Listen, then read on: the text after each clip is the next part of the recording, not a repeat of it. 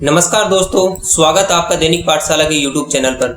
और आज हम इस वीडियो में राजस्थान के राठौड़ वंश से बनने वाले मोस्ट इंपोर्टेंट MCQ डिस्कस करेंगे। दोस्तों, यह टॉपिक काफी लंबा चौड़ा होने के कारण हमने इस टॉपिक को कुल 2 पार्ट में डिवाइड कर दिया है। और आज के इस वीडियो में हम जोधपुर के राठौड़ वंश से बनने वाले इंपोर्टेंट क्वेश्चन कवर करेंगे। तो चलिए वीडियो शुरू करते हैं। और हाँ, यदि आपने अभी तक हमारे चैनल को सब्सक्राइब नहीं किया तो चैनल को सब्सक्राइब कर लो, साथ में बेल आइकन को प्रेस करके नोटिफिकेशन ऑन कर लीजिएगा ताकि हमारे द्वारा डाला गया हर वीडियो का अपडेट आप तक पहुंच सके। तो चलिए 1 बाय 1 करके सारे क्वेश्चन डिस्कस करते हैं। सारे ही क्वेश्चन इंपॉर्टेंट है। पहला हमारा क्वेश्चन है कि GH ओझा के अनुसार राठौड़ों की उत्पत्ति किससे मानी गई है। तो दोस्तों, GH ओझा के अनुसार राठौड़ों की उत्पत्ति राष्ट्रकूट जाति से मानी गई है। तो इसका जो राइट आंसर होगा ऑप्शन ए। दोस्तों, मुणोत नैणसी एवं नैनचंद्र सूरी के अनुसार राठौड़ों की उत्पत्ति गढ़वाल जाति से मानी गई। बाकी जो राठौड़ वंश है दोस्तों, वो अपने आप को श्री राम के वंशज बताते हैं। तो ऑप्शन बी और सी भी आपको याद रखना है। यदि आपसे पूछ लिया जाए कि मुणोत नैणसी और नैनचंद्र सूरी के अनुसार राठौड़ों की उत्पत्ति किससे मानी गई है, तो दोस्तों उसकी उत्पत्ति गढ़वाल जाति से मानी गई है। ठीक है। अगला हमारा क्वेश्चन है कि मारवाड़ तथा मेवाड़ की सीमाओं का पहली बार निर्धारण कब किया गया। तो दोस्तों 1453 में आवल बावल की संधि के अनुसार पहली बार मारवाड़ तथा मेवाड़ की सीमाओं का निर्धारण किया गया था। तो इसका जो राइट आंसर होगा ऑप्शन सी। अच्छा, यदि आपसे पूछ लिया जाए कि आवल बावल की संधि किन किन के मध्य हुई थी, तो दोस्तों मारवाड़ के शासक राव जोधा तथा मेवाड़ के शासक कुंभा के मध्य आवल बावल की संधि हुई थी 1453 को। ठीक है, इंपोर्टेंट क्वेश्चन है दोस्तों, याद रखिएगा। नेक्स्ट हमारा क्वेश्चन है कि राठौड़ों के आदि पुरुष कहे जाने वाले राव सिंहा के इतिहास की जानकारी किस शिलालेख से प्राप्त होती है। तो दोस्तों राठौड़ों के आदि पुरुष राव सिंहा के इतिहास की जानकारी बीठू शिलालेख से प्राप्त होती है। तो इसका जो राइट आंसर होगा ऑप्शन डी। दोस्तों, राव सिंहा ने 1237 ईस्वी में नाडोल पाली में राठौड़ वंश की स्थापना की थी। इसी कारण इसे राठौड़ों का आदि पुरुष भी कहा जाता है। तो यदि आपसे पूछ लिया जाए कि राठौड़ वंश की स्थापना किसने की थी, तो दोस्तों 1237 ईस्वी में राव सिंहा ने राठौड़ वंश की स्थापना की थी। ठीक है। नेक्स्ट हमारा क्वेश्चन है कि देबारी समझौता किन किन के बीच में हुआ था। इंपोर्टेंट क्वेश्चन है दोस्तों, ये भी काफी बार पूछा गया क्वेश्चन है। तो दोस्तों 1708 ईस्वी में मारवाड़ के शासक अजीत सिंह, मेवाड़ के शासक अमर सिंह द्वितीय और आमेर के शासक जय सिंह, इनके मध्य देबारी समझौता संपन्न हुआ था। नेक्स्ट हमारा क्वेश्चन है कि सर्वप्रथम मंडोर को राठौड़ों की राजधानी बनाने वाला शासक कौन था। तो दोस्तों सर्वप्रथम मंडोर को राठौड़ों की राजधानी बनाने वाला शासक राव चूड़ा थे। तो इसका जो राइट आंसर होगा ऑप्शन बी। अच्छा, यदि आपसे पूछ लिया जाए कि सर्वप्रथम राठौड़ों की राजधानी जोधपुर बनाने वाला शासक कौन सा था, तो दोस्तों राव जोधा ने 1459 ईस्वी में राठौड़ों की राजधानी जोधपुर को बनाया था। ठीक है, तो साथ में ये भी आपको याद रखना है। नेक्स्ट हमारा क्वेश्चन है कि मैं मुट्ठी भर बाजरे के लिए हिंदुस्तान की बादशाहत खो देता, शेरशाह सूरी द्वारा यह कथन किस युद्ध के दौरान कहा गया। दोस्तों 5 जनवरी 1544 ईस्वी को मालदेव तथा शेरशाह सूरी के मध्य गिरी सुमेल का युद्ध हुआ था, जिसमें शेरशाह सूरी ने कहा था कि मैं मुट्ठी भर बाजरे के लिए आज हिंदुस्तान की बादशाहत खो देता। ठीक है, तो इसका जो राइट आंसर होगा ऑप्शन ए। गिरी सुमेल के युद्ध में इन्होंने ऐसा कहा था। नेक्स्ट हमारा क्वेश्चन है कि जोधपुर का कौन सा शासक नागौर दरबार में उपस्थित हुआ लेकिन अकबर की अधीनता स्वीकार किए बिना ही लौट आया। तो दोस्तों 3 नवंबर 1570 को अकबर ने नागौर दरबार लगाया था, जिसमें जोधपुर का शासक राव चंद्रसेन नागौर दरबार में उपस्थित तो हुए थे लेकिन अकबर की अधीनता स्वीकार किए बिना ही वापस लौट गए थे। तो इसका जो राइट आंसर होगा ऑप्शन सी। अच्छा, यदि आपसे पूछ लिया जाए कि नागौर दरबार में अकबर की अधीनता स्वीकार करने वाला पहला शासक कौन था, तो दोस्तों जैसलमेर के हर्राय भाटी ने सबसे पहले अकबर की अधीनता स्वीकार की थी। तो ये भी आपको याद रखना है। नेक्स्ट हमारा क्वेश्चन है कि हिंदुस्तान में 52 युद्धों का विजेता किसे माना जाता है। तो दोस्तों जोधपुर के शासक मालदेव राठौड़ को हिंदुस्तान में 52 युद्धों का विजेता माना जाता है। तो इसका जो राइट आंसर होगा वो होगा option A, Maldev Rathore. Next हमारा क्वेश्चन है कि धर्मत के युद्ध में किस राठौड़ शासक ने दारा सिकोह का साथ दिया था? तो दोस्तों 15 अप्रैल 1658 में दारा सिकोह तथा औरंगजेब के मध्य धर्मत का युद्ध लड़ा गया था, जिसमें जोधपुर के शासक जसवंत सिंह ने दारा सिकोह का साथ दिया था। तो इसका जो राइट आंसर होगा वो होगा ऑप्शन बी, जसवंत सिंह।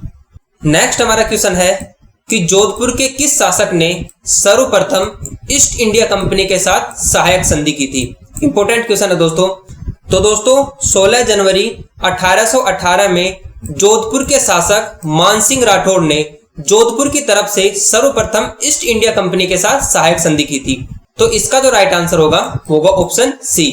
अच्छा, एक इंपॉर्टेंट फैक्ट और आपको याद रखना है दोस्तों, यदि आपसे पूछ लिया जाए कि राजस्थान का वह शासक जिसने सर्वप्रथम इस संधि का उल्लंघन किया था, तो दोस्तों मानसिंह राठौड़ ही ऐसा शासक था जिन्होंने इस सहायक संधि का सर्वप्रथम उल्लंघन किया था राजस्थान की ओर से।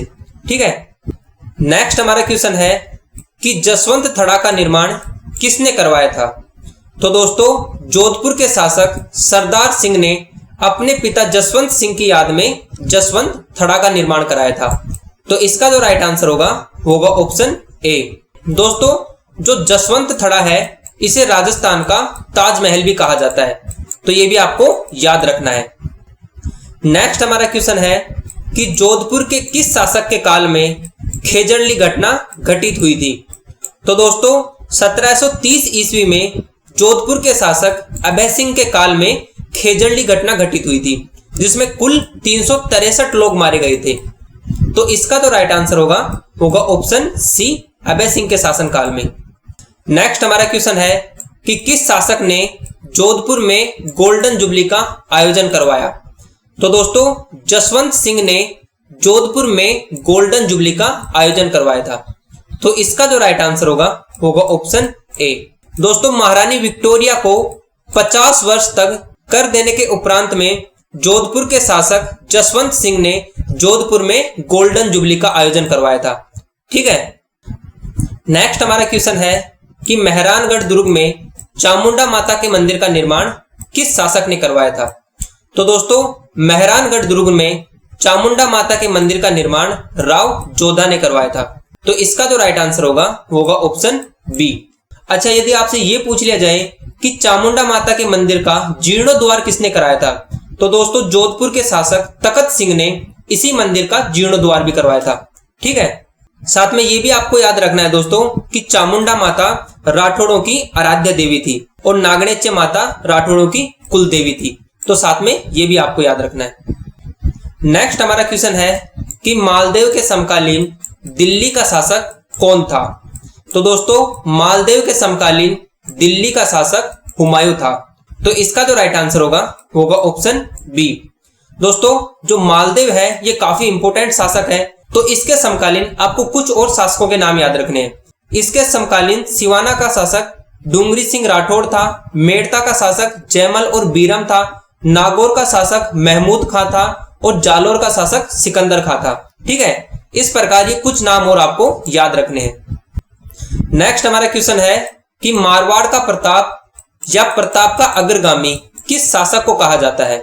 तो दोस्तों मारवाड़ का प्रताप और प्रताप का अग्रगामी जोधपुर के शासक राव चंद्रसेन को कहा जाता है। तो इसका जो राइट आंसर होगा ऑप्शन ए। दोस्तों राव चंद्रसेन को भूला बिसरा राजा के नाम से भी जाना जाता है। साथ ही साथ ऑप्शन बी भी आपको याद रखना है दोस्तों। यदि आपसे पूछ लिया जाए कि किस शासक को जहांगीर का नमूना भी कहा जाता था, तो दोस्तों जोधपुर का शासक विजय सिंह, जिसे जहांगीर का नमूना भी कहते थे। ठीक है। तो ये भी आपको याद रखना है। अगला हमारा क्वेश्चन है कि फूल महल का निर्माण किसने करवाया था? तो दोस्तों जोधपुर के शासक अभय सिंह ने मेहरानगढ़ में फूल महल का निर्माण कराया था। और दोस्तों राठौड़ शासक जसवंत सिंह ने राय का बाग का निर्माण कराया था। तो ये भी आपको याद रखना है। नेक्स्ट हमारा क्वेश्चन है कि कौसाना का युद्ध कब लड़ा गया था? तो दोस्तों 1492 ईस्वी में जोधपुर के शासक सातलदेव और अजमेर के सूबेदार मल्लू खां के सेनापति घुड़ले खां के मध्य कौसाना का युद्ध लड़ा गया था, जिसमें सातलदेव विजयी रहा था। तो याद रखना है दोस्तों, कोसना का युद्ध 1492 में लड़ा गया था। अगला हमारा क्वेश्चन है कि सांबर की संधि कब संपन्न हुई। ये क्वेश्चन भी इंपॉर्टेंट है दोस्तों, काफी बार पूछा गया क्वेश्चन है। तो दोस्तों 5 जनवरी 1791 में जोधपुर के शासक विजय सिंह और मराठा आक्रांता डी बोइंग के मध्य सांबर की संधि संपन्न हुई थी। तो इसका जो राइट आंसर होगा वो होगा ऑप्शन बी। अगला हमारा क्वेश्चन है कि प्रथम विश्व युद्ध के दौरान अंग्रेजों की सहायता करने वाला जोधपुर का शासक कौन था। इंपॉर्टेंट क्वेश्चन है दोस्तों ये। तो दोस्तों प्रथम विश्व युद्ध के दौरान अंग्रेजों की सहायता करने वाला जोधपुर का शासक सुमेर सिंह थे। तो इसका जो राइट आंसर होगा वो होगा ऑप्शन ए। अच्छा, यदि आपसे ये पूछ लिया जाए दोस्तों कि बॉक्सर के युद्ध में अंग्रेजों की सहायता करने के लिए अपनी सेना को चाइना लेकर कौन सा शासक गया था। तो दोस्तों बॉक्सर के युद्ध में सरदार सिंह ने अपनी सेना को अंग्रेजों की सहायता करने हेतु चाइना लेकर गए थे। ठीक है, तो साथ में ये भी आपको याद रखना है।